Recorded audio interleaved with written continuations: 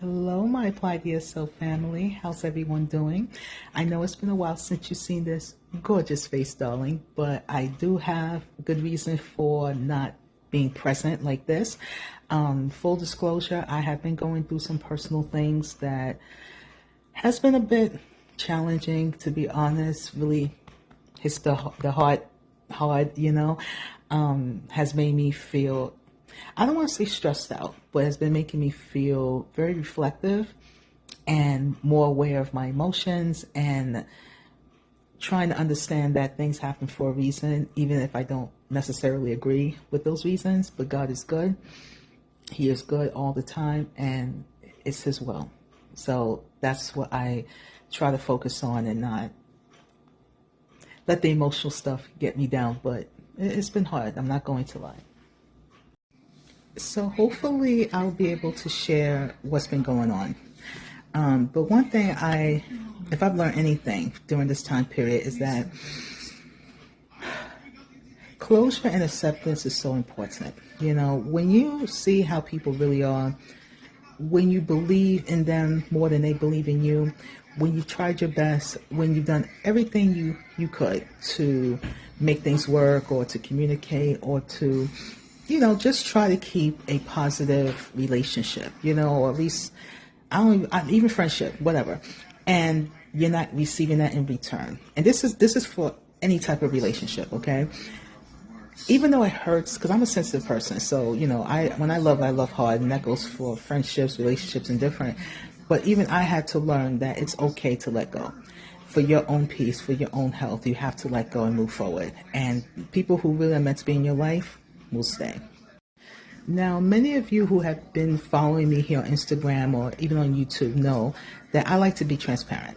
I can't be one of these types of folks online where I'm like, everything is wonderful and I'm always happy, because that's just not me. I'm not a phony person, and I don't mind sharing my struggles, and I don't mind being honest and authentic, because everything I do is on purpose, for a purpose, right? So I like to keep it real, because if you ever decide to work with me, whether it's as a business, as a coach, or you just want to be my friend, I want you to know who I am, because there's enough phony people on this thing. There's enough phoniness going on in the world. I don't like phony people personally. I stay away from people like that. I like to be authentic. So for those of you who have reached out and checked in on me, thank you so much. It hasn't gone unnoticed. As far as my health, it's been up and down, to be honest with you. I'm still doing my walking. Sassy back is being difficult today, but I wore my science t-shirt as a motivation, because I will one day feel better and be able to go outside and be able to take pictures of signs and whatever else I see that's interesting and feel back to normal, because I don't really feel very good, and trying my best. So I want to talk to my beautiful immigrants, my foreign brothers and sisters. As some of you may or may not be aware of, there are a lot of changes happening, seem like day to day, especially here in the United States as a whole, and especially here in New York City, or just, I should say, New York State, which makes us a sanctuary city-state. And what that means is that if you're undocumented, meaning you don't have your paperwork, we still welcome you here. We still help you get services. We help your families, children, etc. But unfortunately, that is now being under attack because of bad people who've done bad things and so many other things. Like, it will take too long to say in this very short video. But I want you to know, as far as ESL teachers, this is a challenge, because there's a great need, but we are kind of getting pushed back because of what's happening with ICE. If you don't know what ICE is, that's the immigration police that will come in and just pretty much take you and jail you if you are here illegally or if you commit a crime and things like that. So what does all this mean? It simply means that if you are here in the United States illegally, or you don't have all your documentation, you have to be very careful, because there are different stories coming out when it comes to how to protect yourself and how not to get caught up in any type of legal issues and things like that. What worries me as an ESL teacher is, when I first started my career, most of my students were undocumented. So this is quite personal.